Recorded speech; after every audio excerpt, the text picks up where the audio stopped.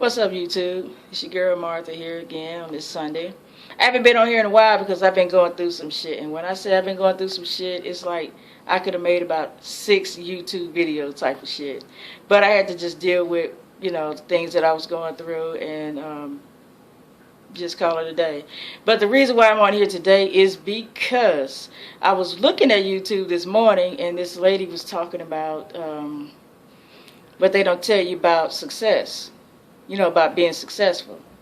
And one thing that she said that really struck my attention, and I was like, whoa, is the reactions and the shit you go through dealing with black people when you're successful.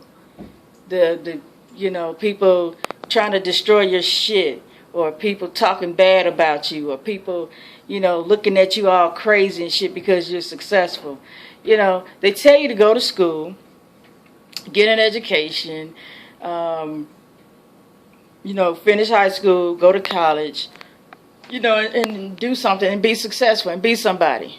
And a lot of melanated people, I say black, but a lot of melanated people do that. They end up going to school and doing what they got to do. And some people, they don't. They just have that entrepreneur spirit. They just go out there and get their business going, and they're successful.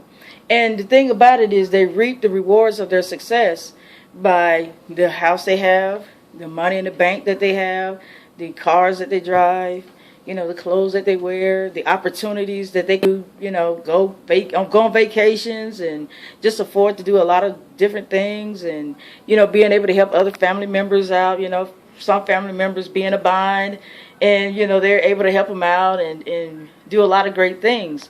But with all that being said, they go through a lot of shit. They go through a lot of criticism. They go through people hating on them, trying to destroy their shit, trying to scratch up their car and different things like that. And I can relate to that because 2 incidents, okay? The last incident, I had a 2005 GMC Envoy. Oh, that thing was sharp. It was like a maroon color. Beautiful. I mean, that thing was sharp. Somebody keyed it right there by on the driver's door. Somebody got a key and dug it in there and was scratching it.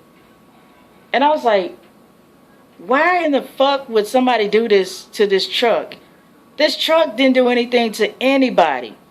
And I was like, this is some dumb shit. And another incident was back in year 2000 when my great-grandmother passed. She died in March. August of 2000, I ended up buying a BMW. And it was a 1989 BMW 325i. Cyrus blue metallic with leather interior. They had the sunroof, fog lights. I ended up putting a radio in there and adding extra speakers. So I was beating out the frame. But anyway, besides all that, I was still being myself because I'm not going to let a material thing change me. And that's just how I am. So people, when they saw me and they knew that that was my car, they turned their head real quick. They looking to the left, talking shit up under their breath, and rolling their eyes, and oh, she thinks she all that because she got that car. What the fuck she do to get that car? How she get that car? She must think she all that. She must got some money or something. No, nothing but her great grandma's money, and I didn't get a damn dime because first of all, I did not have any insurance on my great grandmother. And I can understand that. And there's a lot of things that I've done that I was really successful with. For one thing is when I moved out on my own, got my own place, paid my bills, took care of myself. And I didn't have to struggle because I knew what I was supposed to do.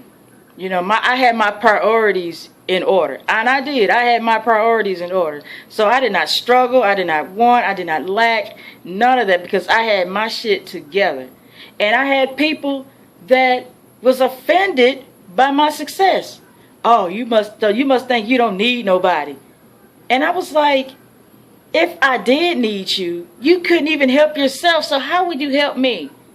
So I understand or overstand what this lady was saying about the success and being melanated and having success. I was successful living on my own. There are a lot of people that move out on their own and they coming back within 6 months, maybe sooner than that, because they don't have their priorities together. They don't know how to balance their money. They got to go out to the clubs. They got to go and buy shoes that they don't need. Buying shit that you don't need. And then worry about the light bill later, or worry about the water bill later. And then you're like, Mama, I need $50 to pay this light bill, or I need $100 and some to get the water cut back on. And I didn't have to do that because I had my shit together. I knew what the fuck I was supposed to do. And I was successful in that. And every job I got, I was successful in it. I did my best. I was the best. I always saw myself as the best. And of course, I had haters. I had people that hated me because I was just the best. And I was like, wow, this is the cost of success, is having haters. Then I'm going to continue having haters because I like success. I love it a lot. And I believe in my heart that everybody has the potential to be successful in whatever they do. Now, I do music. And I put my stuff on the computer and everything. And I have people that hate me for that. Because I can make my own CD. I don't have to listen to the radio. I just listen to my own stuff. And I have people that hate me for that. So I am hated for a variety of things. I may not be a top executive, or whatnot, but the things that I do is a success. The way that I think successfully, and people just cannot handle it. And it's a damn shame that people don't realize that they have the same opportunities as I do to be successful, to do great things and live well in life, but they don't even know how to. And when I can tell them, how to, but they're not going to listen to what I'm saying. They're not going to hear that because it's a process. Success didn't come to me overnight. Because as I was coming up, I was brought up in fear. And fear do not equal success. And I had a long road to go on, my own journey, to get to where I was successful. It was my own little journey, my own road. And I'm telling you, it was not an easy road. It wasn't. It was a lot of stuff that I had to go through. It was a lot of stuff that I had to get out of me, in order to become what I am. And people have their own journeys. People have their own road to go to. I couldn't follow somebody else's path in order to find my success. I had to make my own path. And people have to make their own path. And I've seen a lot of people, and I'm not lying, I've seen a lot of people try to do the same thing that I did, but they failed. They fucked up. Because what I do is not for somebody else to do. Now you can take the advice of what I did and then come up with your own concepts and then make your situation successful. But when you try to do what I do, it's not going to work because you're being a copycat. You're not being authentic. And that was the thing that I had to learn. I had to learn to do the thing that's best for me. And that's on everything. I had to do what was best for me. I had to unlearn a lot of bullshit that I was taught. I had to get away from certain people that was feeding me that bullshit, and the same ones that was jealous of me when I was successful. I had to get away from them. I had to get away from their teachings. I had to get away from their way of being. I couldn't hang around them anymore.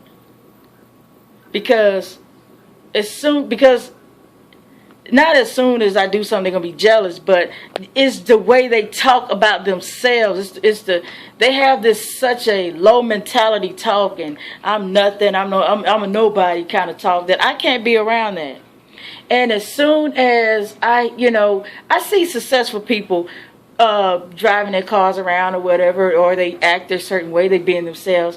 And I heard my family members say, "Oh, they must think they white. They must think they all that." You don't even know these damn people. How you gonna sit there and pass judgment on these people that you don't know?